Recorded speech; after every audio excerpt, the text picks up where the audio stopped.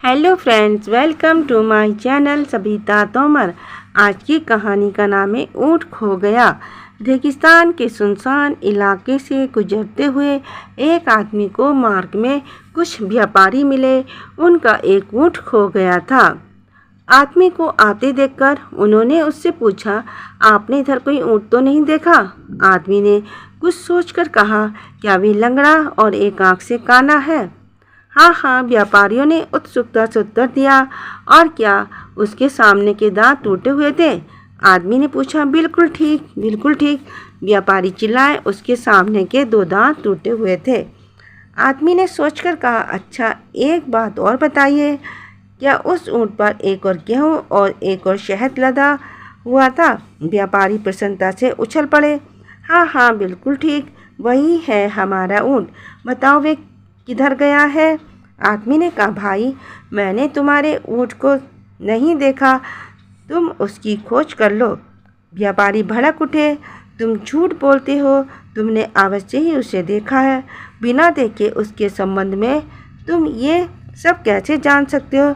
लगता तुम्ही ने उस पर लदा हुआ माल चुराकर उसे कहीं छिपा दिया है।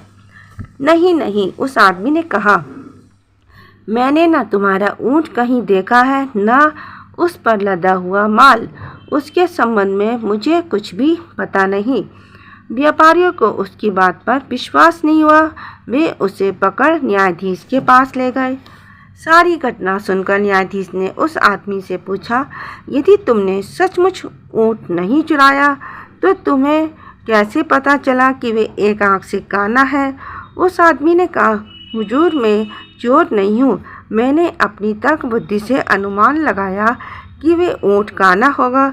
मैं जिधर से आ रहा था उधर केवल एक और ही की घास उतरी हुई थी, इसी से मैंने अनुमान लगाया कि उसे दूसरी ओर दिखाई नहीं देता होगा। खैर, न्यायाधीश ने कहा, तो तुम्हें उसके लंगड़े होने का पता कैसे चला? उसने उत्तर दिया, मैंने उसके पैरों के चिन्हों की ओर ध्यान से देखा। उसके एक पैर का चिन्ह दूसरे पैर के चिन्ह से बहुत हल्का था। और तुमने ये कैसे जान लिया कि उसके सामने के दांत टूटे हुए हैं? न्यायाधीश ने पूछा। वे बोला, जहाँ भी ऊँट ने घास में मुंह मारा था वहाँ बीच बीच में कुछ भाग उतरने से छूटा हुआ था। इससे मैंने समझ लिया कि उसके सामने के दांत टूटे हुए होंगे। चलो ये सब ठीक सही।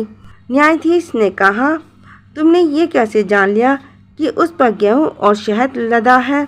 इसमें भी कोई कठिनाई नहीं थी श्रीमान। वे सहज भाव से बोला, मार्ग में एक और चींटियाँ गेहूँ के दाने ले जा रही थीं और दूसरी ओर मक्खियाँ भिनभिना रही थीं। मैंने समझ लिया कि उस पर एक और गेहूँ और दूसरी ओर शहद लदा होगा। साथ ही मैं ये भी समझ गया कि वे खोया हुआ ऊँट है, क्योंकि उसके पैरों के चिन्हों के आसपास कहीं भी किसी मनुष्य के पैरों के चिन्ह नहीं थे। तब न्यायाधीश ने कहा, नीचे ही तुम एक बुद्धिमान पुरुष हो, किंतु फिर किसी को ऐसी बातें ना बताना। न्यायाधीश ने व्यापारियों से कहा, तुम लोग अपने ऊँट को की कहीं और खोज करो, ये आदमी चोर नहीं है। प्लीज़ मेरी कहानी लाइक कीजिए, शेयर कीजिए, सब्सक्राइब कीजिए, कमेंट कीजिए। Thank you.